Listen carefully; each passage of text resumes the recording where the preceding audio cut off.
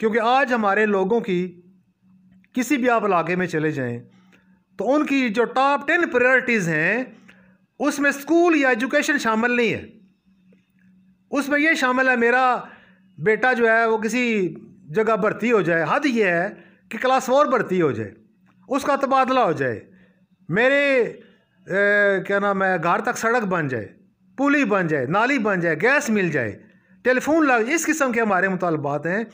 हमारे गुजरखान के लोगों की मैं बड़ी दुख के साथ ये कहता हूँ, उनमें पढ़े लिखे या अनपढ़ सब शामिल हैं। ये मैं दुख के इज़हार के लिए कह रहा हूँ। मैंने बड़े बड़े, मैं ख़ुद तो बड़ा आदमी नहीं हूँ लेकिन बड़े आदमियों के साथ ज़रूर बैठा हूँ। किसी भी फोरम पर, दोस्तों की महफिल हो या और कोई बड़ा जलसा जुलूस हो, हर शोबा ज़िंदगी के बड़े लोगों ने जब भी बात की तो गलियों की बात की, सड़कों की बात की, नौकरियों की बात की, नालियों की बात, पुलों की बात, किसी ने इस जानब नहीं तवज्जो की कि गुजरखान के जो यूथ है, जिसने यूथ को नज़रअंदाज, आज जो बूढ़े हैं इन्होंने ज़ाहिर है चंद दिनों के बाद, महीनों के बाद या सालों के बाद एक्सपायर हो जाना है, रिटायर हो जाना है या घर बैठ जाना है। तो अपनी आने वाली नस्ल को आने वाले जो मुश्किलात और हालात हैं उनमें सर्वाइव करने के लिए उन्होंने कोई लेसन नहीं दिया। नहीं, मेरा कहने का जो मकसद है कि गुजरखान तहसील के जो सियासतदान हैं ये अपनी सियासत को चमकाने के लिए कतई नज़र तमाम पार्टियां इसमें शामिल हैं, छोटी बड़ी, जो इक़्तिदार में रही हैं, जो नहीं रही हैं, उन तमाम लोगों के लिए 3 जो इश्यूज़ हैं ये उनकी सियासी दुकान चमकाने के लिए ये फ्यूल हैं। उनमें एक ज़िले वाला इशू था कि गुजरखान को ज़िला बनना चाहिए। दूसरा ट्रामा सेंटर का इशू था कि गुजरखान जीटी रोड पर वाक़ है, यहाँ आए रोज़ ट्रैफिक के हादसात होते हैं, ट्रामा सेंटर। तीसरा यूनिवर्सिटी का। गुजरखान की में जो लोग सियासत करते हैं, 2 बड़ी पार्टियाँ, तीसरी तो अब आई है, 2-2.5 साल हो गए हैं, ये गुज़श्ता 40 साल से हुक्मरान है और ये अपनी ज़रूरत के तहत अपनी सियासत को चमकाने के लिए इशू को सामने लाते हैं, तहरीकें चलाते हैं और जब इनको कोई इक़्तिदार मिलता है, कुर्सी मिलती है, तो ये तमाम बातें भूल कर ख्वाब गफलत की नींद सो जाते हैं। और मैं बड़े दुख के साथ कहता हूँ कि मैंने कम अज़ कम 2-3 बार पढ़ा कि गुजरखान के जो MPAs हैं उनको गुंगे का खिताब दिया गया कि अदरवाइज़ तो वो बहुत बातें करते हैं, मीटिंग्स में, जलसों में, तकरीरें भी करते हैं, लेकिन असेंबली में जाकर उन्हें या तो बोलने की ज़रूरत नहीं होती या उन्हें को बोलने देता नहीं है। अब ये मसला वो ख़ुद बता सकते हैं कि ये क्या है। पिछले दौरे हुकूमत में बहुत से लोगों ने एक पार्टी के बैनर के नीचे ज़िले के तहरीक चलाई। अब पता नहीं वो ज़िला बनाने वाले, ज़िले का नारा लगाने वाले, जब उनकी हुकूमत थी दुनिया जान की उन्होंने बातें की, लेकिन ज़िले के बारे में उन्होंने कोई एक कदम भी नहीं उठाया। मुझे अच्छी तरह याद है गुजरखान में जलसा हुआ, उस वक्त के वज़ीर दाखिला चौधरी निसार साहब यहाँ तशरीफ़ लाए। उन्होंने फरमाया कि गुजरखान के लोगों मुझे 3 सीटें दे दो और ज़िला मुझसे ले लो। गुजरखान के लोगों ने उनके इस बात डिमांड पर लब्बैक कहा, 3 सीटें दे दी, लेकिन ज़िले का ख्वाब जो है वो तिश्ना रहा। और वादा लेने वालों, अब ज़ाहिर है चौधरी निसार तक हम लोगों की रसाई तो नहीं थी, जो लोग MPAs थे, MNA थे, उन्होंने एक बार भी चौधरी निसार की नाक पर से मक्खी भी नहीं उड़ाई कि आपने जो वादा किया था और जो वचन हमने आपको दिया था गुजरखान के लोगों ने, आप उस जानब कुछ तो पहला कदम तो उठाएं। लेकिन गुजरखान के लोग शायद समझ जाएं कि ये इश्यूज़ जो हैं, ट्रामा सेंटर का इशू हो, ज़िले का इशू हो या यूनिवर्सिटी का इशू हो, साबका वादों और परफॉर्मेंस को सामने रखते हुए मेरा ये गुमान है, अल्लाह करे मेरा गुमान गलत हो, कि आइंदा 5 साल तक भी यूनिवर्सिटी बनने का कोई चांस मुझे नज़र नहीं आता।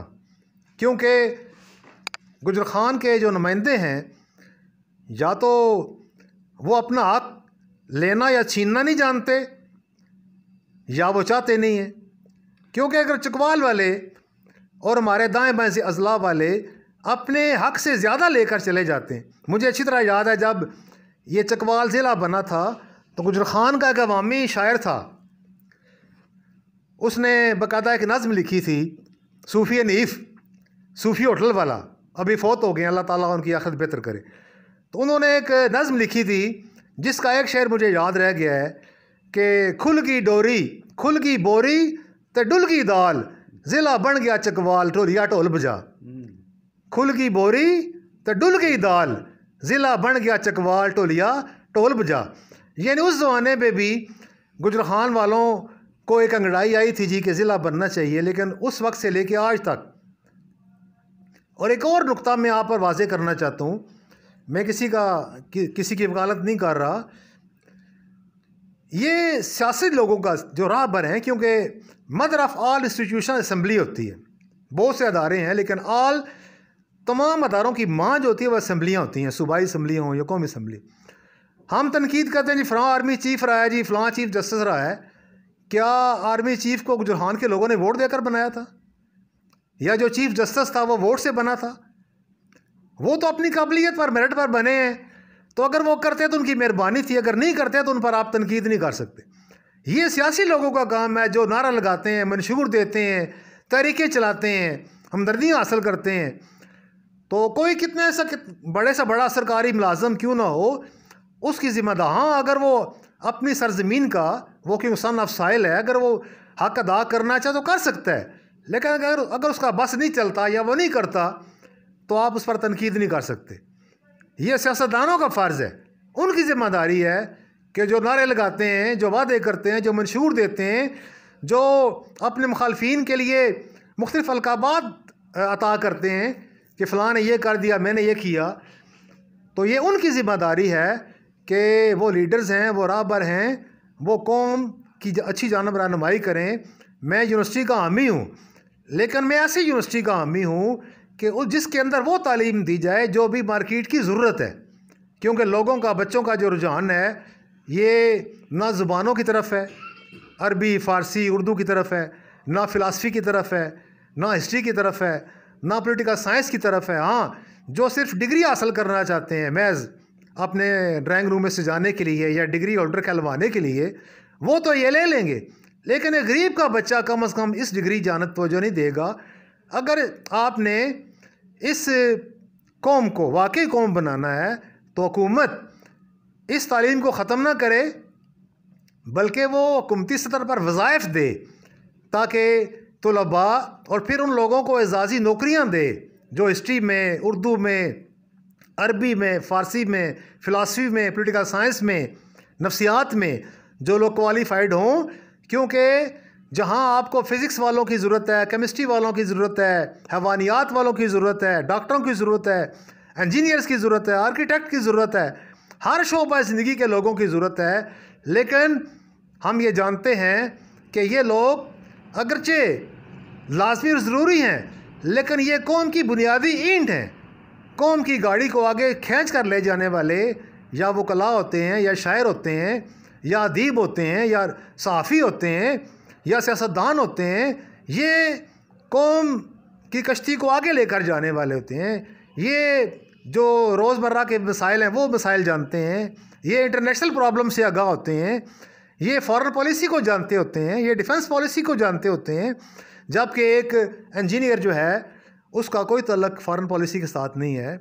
और जो एक राहबर, और फिर एक और हमारा बहुत बड़ा अलमिया ये है कि दुनिया भर में जो तरक्की याफ्ता जो कौमें हैं उनमें जो कौम की क्रीम है, जो इंटेलेक्चुअल हैं, वो सियासत में आते हैं। और पाकिस्तान की बदकिस्मती है कि जो बच्चा पढ़ नहीं सकता, अगर गरीब का बच्चा हो तो वो बस भी अदारे में दाखिल हो जाता है, हाफिज़ बन जाता है, मौलवी बन जाता है। और अगर अमीर का बच्चा नालायक निकल आए, भोला निकल आए, तो उसे कोई ना कोई एडवाइजरी मिल जाती है, वजारत मिल जाती है, वो सियासत में एंटर हो जाता है। क्योंकि जो इंटेलेक्चुअल है उसने तो अपने अब्बे का बिज़नेस चलाना है, और जो नालायक है फिर वो मुल्क चलाता है। ये हमारी बहुत बड़ी बदबख्ती। मैं यूनिवर्सिटी का हामी हूँ, लेकिन जो यूनिवर्सिटी का कॉन्सेप्ट हमारे कॉमन मैन में है मैं उस यूनिवर्सिटी के साथ एग्री नहीं करता। यूनिवर्सिटी वो हो जो अमली तौर पर जिन मज़ामीन की मार्केट में वैल्यू है, क्योंकि आज नहीं हमेशा से गरीब के लिए तरक्की का वाहिद ज़रिया वाहिद ज़ीना तालीम है।